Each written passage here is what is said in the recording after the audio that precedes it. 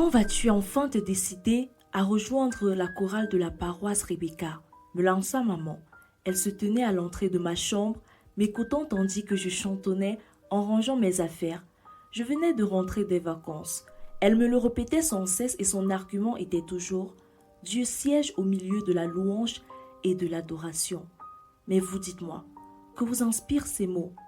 Y avez-vous déjà sérieusement réfléchi? Personnellement, je me demandais au fond de moi comment c'était possible. Cependant, j'ai vécu des choses incroyables à travers le chant. Voici mon histoire. Si vous avez été béni par cette histoire, je vous prie de vous abonner et de cliquer sur la cloche de notification afin d'être notifié pour toute nouvelle vidéo. Pour nous aider à toucher plus de personnes, vous pouvez nous aider en faisant un don via PayPal. Et pour faire des vidéos comme celle-ci, vous pouvez utiliser le lien en description. Maman, tu m'as fait peur là. Je viens à peine de rentrer et tu ne m'as même pas laissé le temps de souffler que déjà je dois subir encore cette pression dont tu as le secret. Désolée de t'avoir fait peur, chérie. C'est juste que je ne peux pas m'en empêcher. Tu sais, cela me remonte à cœur à chaque fois que je médite. Je te vois en paroisse en train de louer et adorer. Je ne peux juste pas faire comme si de rien n'était. En plus, tu as une magnifique voix, mon ange. Et pourquoi ne pas la mettre au service de Dieu? Tu sais, s'il t'a donné un talent, c'est pas pour que tu le gardes pour ta chambre ou même pour nous, même si il est vrai que je m'en délecte. Tu dois l'utiliser à de bonnes fins. Maman, tu me l'as répété plusieurs fois et même avant que je ne voyage, tu me le disais encore pendant que je prenais le bus. Et je pensais t'avoir déjà expliqué le pourquoi de mon hésitation. À croire que tu n'écoutes pas ce que je te dis. N'es-tu pas au moins heureuse de me voir après tant de temps? Mais bien sûr, mon ange, bien sûr que tu m'as manqué. Comment peux-tu dire une chose pareille? Et puis, je ne comprends pas pourquoi tu dis ne pas être prête. Le temps passe, tu sais, et cela t'aiderait à tisser des liens plus forts avec Dieu. Tu m'avais pourtant dit que c'était là ton objectif. Ou alors, ça n'est plus le cas? Mais si, maman, mais... Enfin, c'est compliqué. Je ne sais pas. Je ne suis pas capable de le faire. Et tous ces gens, les regards, la foule, et si je faisais tout foirer? Dieu produit en nous le vouloir et le faire selon ce que dit la parole. Et je pense que si tu pries dans ce sens, il t'aidera. Fais-lui juste confiance et tu verras sa gloire se manifester. Et n'oublie pas que Dieu siège au milieu de la louange et de l'adoration. Je sais, maman. Ok, je ne t'embête plus longtemps, chérie. Je te laisse te reposer.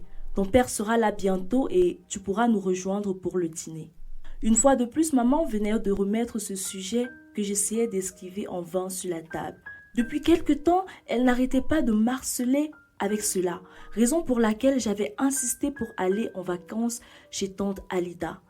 Il fallait que je souffle un peu et par ce moyen, j'avais espéré qu'elle oublierait, du moins pour quelque temps. Mais apparemment, rien n'avait changé. C'est vrai, elle ne voulait que mon bien, comme toujours, mais je ne voulais pas franchir le pas. Au milieu des autres, je n'osais pas ouvrir la bouche pour chanter, de peur qu'eux aussi s'y mettent. Cependant, j'aimais bien chanter et je suivais même des cours en ligne. C'était et ça reste une partie de moi. Je ne pouvais juste pas m'en passer. Un jour, pendant un programme à l'église, nous étions en prière et je sentis comme une force me saisir. Je me mis à chanter durant la prière. Je ne sais pas comment, mais il fallait que je me lève et chante haut et fort. C'était juste incontrôlable. Tous étaient bien sûr étonnés par la scène. Après cela, je pris plusieurs heures avant de reprendre mes esprits. « Pourquoi endurcis-tu ton cœur, ma fille ?» me dit le pasteur. Il était debout devant moi ainsi que plusieurs autres personnes.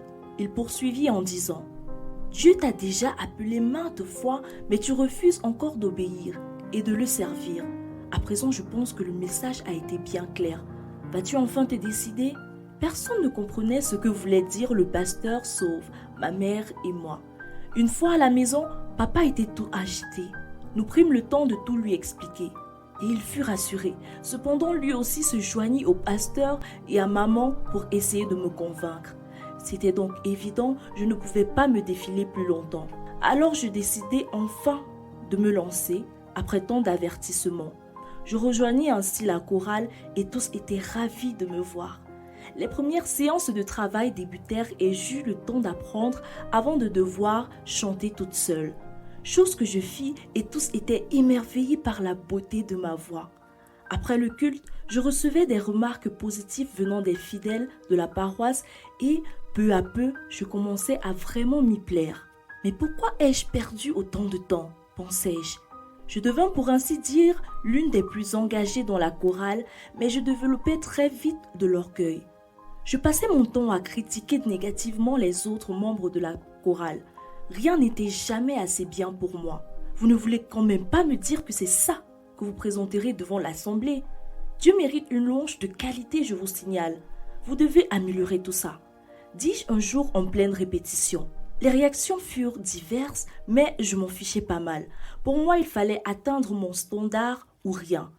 Cette habitude, bien sûr, fut naître chez les autres membres de la frustration et surtout du découragement. Et plusieurs d'entre eux s'en allèrent. La chorale n'était plus que constituée de quelques personnes. Le changement s'observait pendant le culte et le pasteur m'en fit plus tard la remarque. Mais je ne voulus en rien changer ma décision. « Chérie, puis-je te parler une minute ?» me demanda maman. « Oui, maman, qu'y a-t-il » répondis-je. Le pasteur m'a parlé d'une situation assez fâcheuse à l'église. Je pense que tu devrais un peu descendre de ton petit nuage et écouter les autres. Mais je te comprends plus, maman. Tu es celle qui n'arrêtait pas d'insister pour que je rejoigne la chorale. Et là, tu me réprimandes à cause de mon implication. Je ne te dis pas que c'est une mauvaise chose, mais tu dois te rassurer de le faire en toute humilité et de ne pas écraser les autres. Tu as beaucoup changé et je ne te reconnais plus. Je veux juste revoir ma fille d'il y a encore quelques mois. Ma mère avait les larmes aux yeux en le disant. Je fus choquée car c'était la toute première fois que je voyais ces larmes couler. Alors c'est vrai, je suis une mauvaise personne, pensais-je, lorsque maman fut partie. Je suis arrivée et j'ai semé le trouble dans la chorale. Tous sont partis et moi j'étais tellement focalisée sur ma personne. Qu'ai-je fait, mon Dieu? J'eus même honte de prier, alors je décidai de m'excuser d'abord auprès de ma mère et ensuite auprès du pasteur et enfin, le plus difficile, auprès des anciens et de me rendre membre de la chorale. Je décidai après cela de quitter le groupe. Il fallait que je me retrouve face à moi-même d'abord et ensuite face à Dieu. Avec l'accord de mes parents, je fis une retraite spirituelle. Mais avant de partir, papa me fit asseoir et me dit « Tu as vraiment besoin de beaucoup de travail dans ton intimité avec Dieu, car un chantre se doit de faire le maximum possible pour s'éloigner du péché. Car vois-tu, si ta vie n'est pas en ordre et surtout irréprochable devant Dieu, tu pourrais communiquer toute cette obscurité aux fidèles.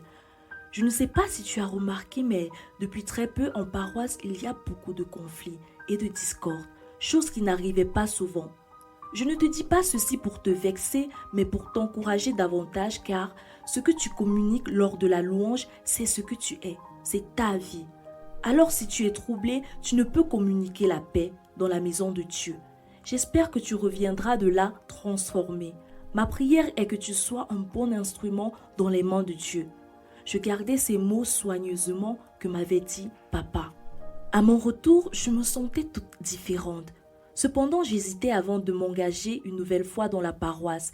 Mais les membres de la chorale me rendirent visite pour m'encourager à revenir.